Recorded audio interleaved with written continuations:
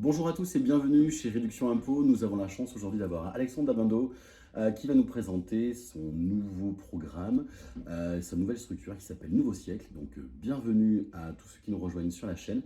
Et c'est directement à toi Alexandre. Bienvenue, merci beaucoup d'accepter cette interview. Merci Alors, de m'accueillir. avec grand plaisir. Est-ce que tu peux nous présenter cette nouvelle structure qui s'appelle Nouveau Siècle? Bien sûr. Alors Nouveau Siècle, comme son nom ne l'indique pas, c'est pas une nouveauté. C'est une filiale du groupe Bouygues Immobilier, qui est un grand groupe, qui a plus de 70 ans. Et c'est vrai que c'était assez confidentiel, mais c'est un groupe qui fait de l'ancien depuis très, très longtemps. D'accord. C'est un groupe qui a des références assez exceptionnelles comme des grands hôtels comme le Ritz. Voilà, c'était une offre assez confidentielle finalement.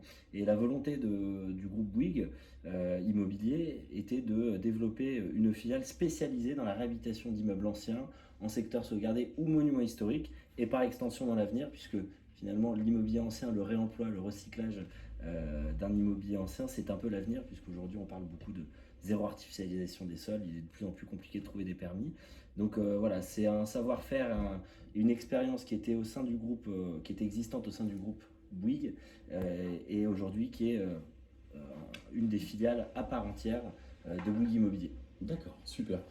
Les personnes qui vont travailler sur cet ancien rénové, est-ce que tu peux me parler de leur niveau d'expérience? On sait que Bouygues est très fort sur la partie construction neuve, mais sur l'ancien rénové, qu'est-ce que tu pourrais nous dire là-dessus? Finalement, Nouveau Siècle est un peu dans la continuité d'une filiale qui est, je le disais, plus confidentielle, qui s'appelait Bouygues Rénovation Privée, par Bernard Mounier.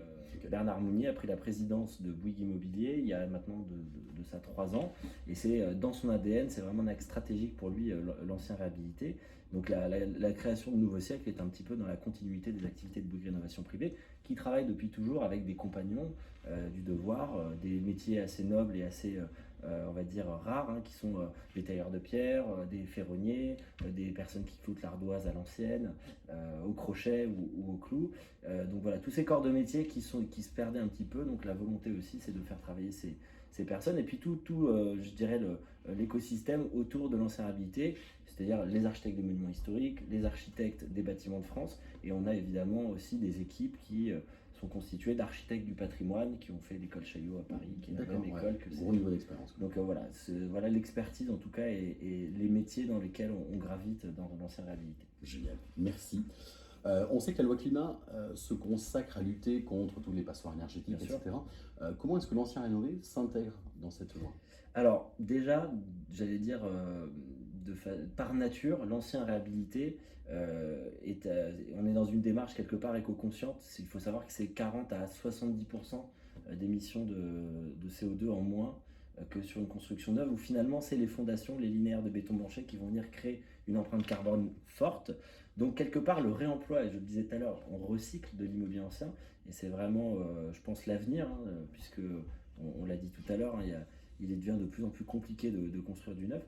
Donc déjà dans cette démarche-là, l'immobilier ancien respecte les lois climat et résilience. Après, évidemment, la volonté de Nouveau Siècle sur les prestations, on n'est pas sur de la petite rénovation, on va venir respecter une étiquette à minima D, qui est évidemment en cohérence avec la loi climat et résilience, mais on se contraint également sur le monument historique, là on n'est pas obligé finalement, il n'y a pas d'obligation d'être en étiquette D, on s'y contraint et on va même plus loin. On va même plus loin, puisque sur notre immeuble de Metz, dont on parlera tout à l'heure, on arrive à une étiquette C en moyenne, ce qui est quand même assez impressionnant pour de l'ancien réhabilité quand on connaît les contraintes. On a la chance d'avoir un patrimoine d'une richesse exceptionnelle en France. On est à une phase de notre histoire où les usages des bâtiments sont amenés à muter. Travailler dans un secteur sauvegardé, c'est travailler la qualité. C'est de comprendre le patrimoine pour finalement créer un nouvel art d'habiter. On a une mission pour les générations futures, c'est de transmettre le savoir-faire et une architecture réhabilitée. Je pense avoir compris, vous êtes vraiment des experts sur la partie rénovation, etc. J'adore t'entendre parler, on sent de la passion dans tout ça, c'est vraiment sympa.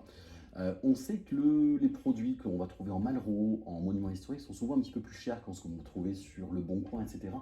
Qu'est-ce qui justifie une différence de coût comme ça? Alors, je crois qu'il faut vraiment comparer ce qui est comparable. De la même façon qu'on ne peut pas comparer une voiture d'occasion, une voiture neuve et une voiture de collection restaurée.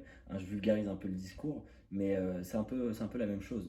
Si on fait quelque part le millefeuille de prix au mètre carré de nos opérations, il faut bien voir qu'on a un immobilier en l'état qui s'apparente à l'immobilier ancien de plus de 10 ans en mauvais état dans un cœur de ville, sur lequel on va avoir toute, on va dire, on va devoir rajouter dans notre millefeuille de prix au mètre carré tous les travaux de réhabilitation.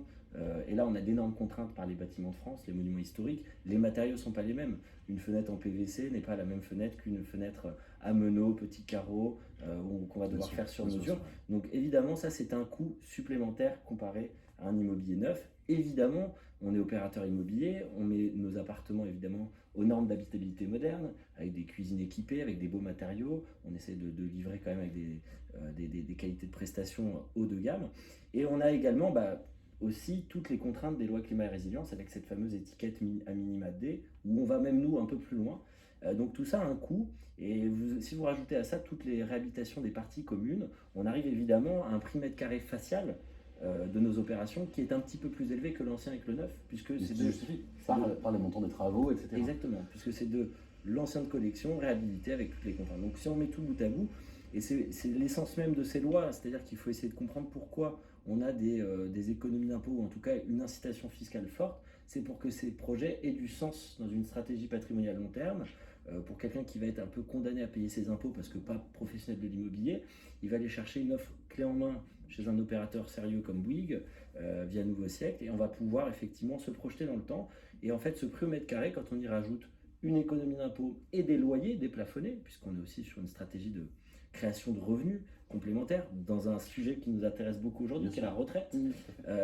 Et donc voilà, c'est que ces opérations, si on regarde juste facialement le prix mètre carré, elles n'ont pas de sens en résidence principale, par exemple. On s'inscrit sur des stratégies long terme, on va avoir effectivement une économie d'impôt, des loyers en face, il faut raisonner en prix de revient, et on se rend compte finalement que sur des stratégies à 20-25 ans, c'est des projets qui ont énormément de sens, et le prix de revient est assez faible finalement. Ok. Merci Alexandre, merci pour tous ces conseils, c'est super, et puis très bientôt, j'espère qu'on aura plein de projets à présenter avec Nouveau Siècle. À bientôt.